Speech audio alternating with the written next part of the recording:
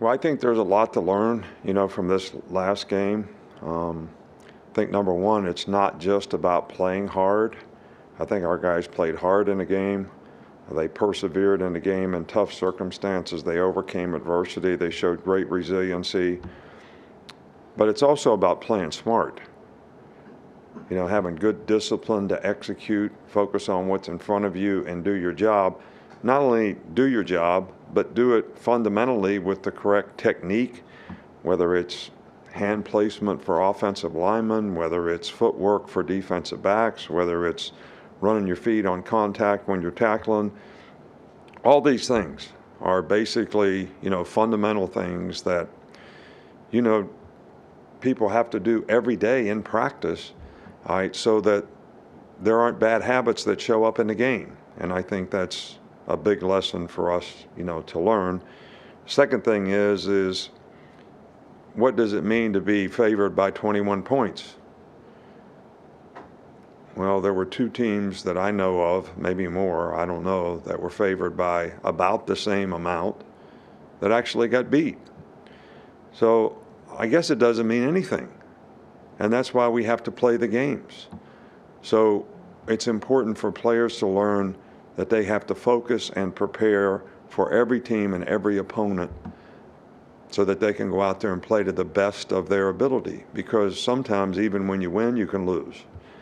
So the challenge for us is, from top to bottom in the organization, is to hold each other accountable, to make sure that we're putting the players in the best position to have a chance to be successful, but we're also teaching them fundamentally what they need to do to be able to have success. But then they have to be accountable to challenge themselves every day to be able to do it. So that's kind of some of the things that I think we can learn from a game like this. We're really proud of Will Reichert. Did a great job, making the winning kick, but also, his performance all day long, whether it was kickoff, field goal, whatever, was pretty stellar. So we're glad that he's SEC Player of the Week. So, ULM, Terry Bowden, this is a well-coached team. I think they're a lot better this year than they were a year ago. I see significant improvement on both sides of the ball. They have a good little quarterback who is athletic and make plays, is a good passer. And, they're playing, good fundamental football on both sides of the ball. We certainly have respect for these guys. I don't forget things. So, I remember when these guys beat us. So I know that our players won't remember that because, history sometimes is not that important. And they were probably only, what would you say, 5, 6 years old, when that happened. But kind of is what it is. After the 15 penalties in the first three quarters, what are the points of emphasis going to be this week to clean that up? And what can you guys replicate from the fourth quarter when you didn't have any? What did I just say? I'll repeat myself. Discipline to execute, play smart, make good choices and decisions.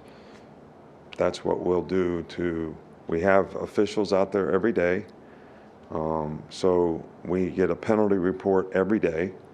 Every player is confronted with, you made these penalties, whether it was offsides, pass interference, illegal motion on offense, whatever the penalty is. And those things are always emphasized. So it's not like this is, sort of a resurrection of, wow, we need to start doing something about this. We've been doing it. Players need to make choices to have the discipline in the game, that it doesn't do any good to try to create an advantage for yourself because you're not above the law. So you got to make good choices and decisions. But that's the discipline that I've been talking about since I've been standing up here is exactly what I'm talking about. What did you see on film from the receivers and their ability to get open downfield in those first three quarters? We didn't play fast and do as good a job in terms of, but I do think that in the fourth quarter we sort of came of age a little bit, played faster, made plays, spread them out a little bit more, did a little better job given them a chance, and they took advantage of it. So, I saw some, maturation, in the fourth quarter, and those guys playing with confidence and making plays. You mentioned that 2007 game against ULM. Do you still kind of use that as a teaching tool to try to get a point across to the players sometimes? Well, history doesn't seem to be on the forefront sometimes. So, and I do think that, players relate better to things that affect them, which most of them don't remember those types of things. I think, sometimes what happens currently, like what happened last week to a couple teams, maybe something that they can identify with and relate to better. What did you see from the Texas secondary and how they played y'all in coverage to try to get the receivers contained?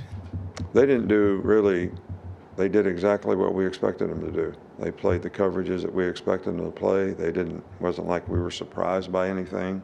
I don't think we did a very good job of taking advantage of it. That starts with me and us, as coaches, as well as not executing as well as we need to and playing as fast as well as we need to. And, in some cases beating man-to-man coverage and, being able to make some explosive plays, giving the quarterback a little cleaner pocket sometimes to be able to make plays down the field. So all these things sort of contribute to doing a little bit better job of being more efficient in the passing game.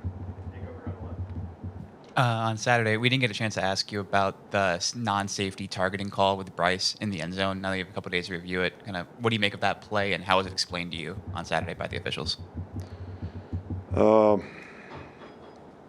first of all, the way they called the play, roughing the quarterback with targeting, they can't review roughing the quarterback.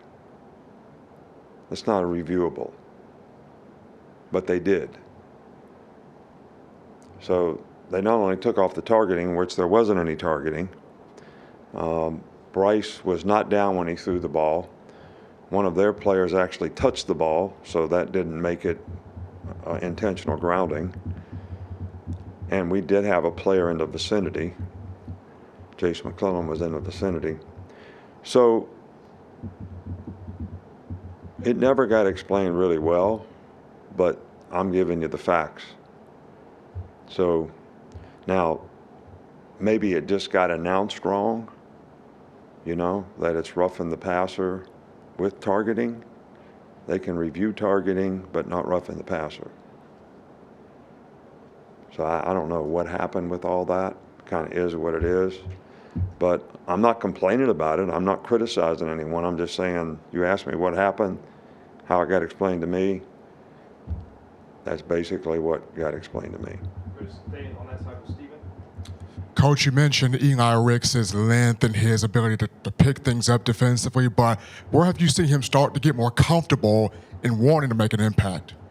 Well, I think that, we go a lot by how players practice, and if players have a good week of practice, think they're ready to play, and they'll go out there and be able to do their job. And I think the other players that they play with also gain confidence in them knowing what they're supposed to do in terms of how focused they are in practicing, getting the game plan right and all that. And we just want to continue to do a good job with him and all the other players that we have on our team to get them ready to play so that they're confident and we're confident that they go in the game, they're going to create value for themselves.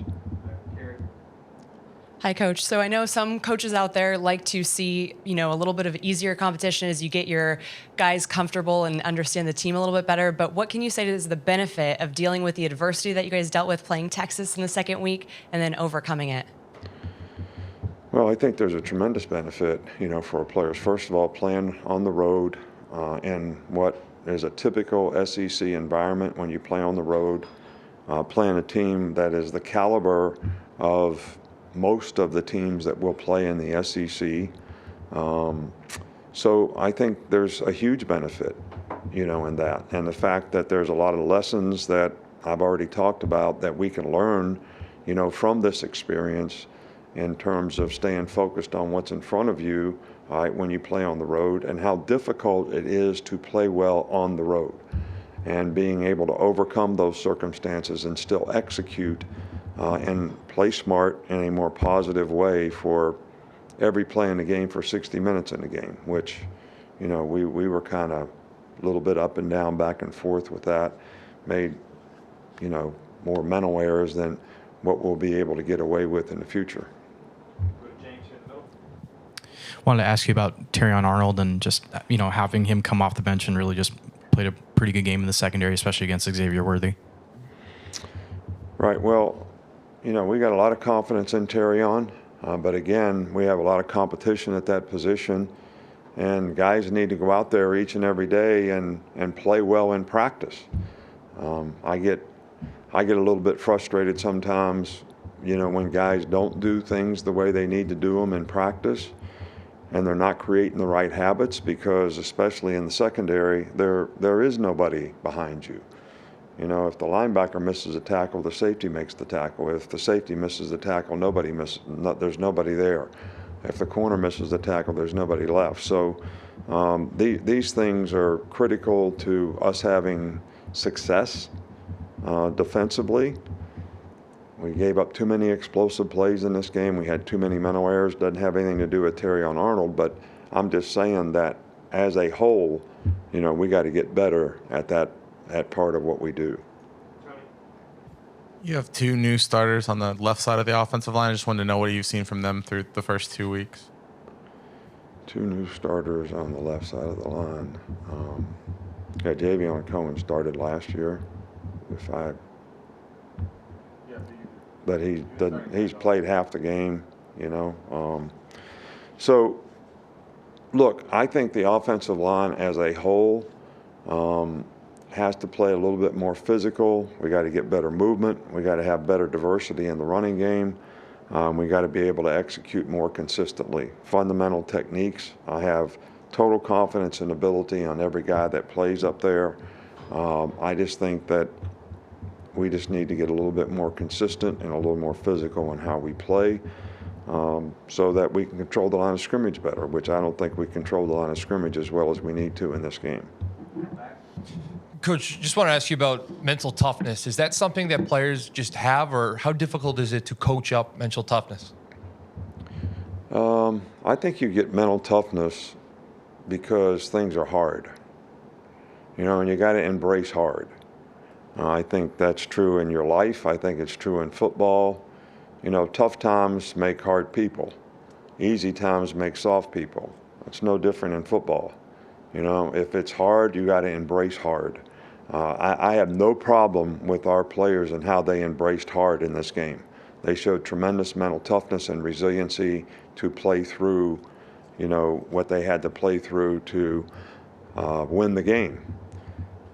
We didn't execute like we wanted to, but you can't fault the mental toughness. It was tough circumstances, tough crowd, very hot. We got guys getting cramps and not able to finish the game in some cases. So, I don't question the mental toughness. Now, you ask me, can you develop that? I think you develop it because people are in difficult circumstances and they learn how to overcome them. I don't think you can develop it if you don't have difficult circumstances, because you got to learn how to overcome things that are hard. We saw Bradshaw have a really good game on the ground as well as in the passing game. We saw Jameer Gibbs step as a receiver. So what do you see from the offensive versatility of this team, especially at Texas? Well, look, we've got enough good players. I think good players have to make good choices and decisions about how they do their job, the discipline that they play with. And everybody can't have one my bad. Everybody can't have one loaf. We run an RPO and the receiver runs the route half speed. The quarterback is stuck. He didn't know what to do. All right, so all these things are correctable, but all these things need to be fixed, and we need to do these things on a more consistent basis, and the players have to respect those facts in terms of respecting what it takes to win. And if they're willing to do that, we'll get better, and they'll get better, and they'll create more value for themselves, and we'll have a better team. But I do think we need to do that. All right, thank you.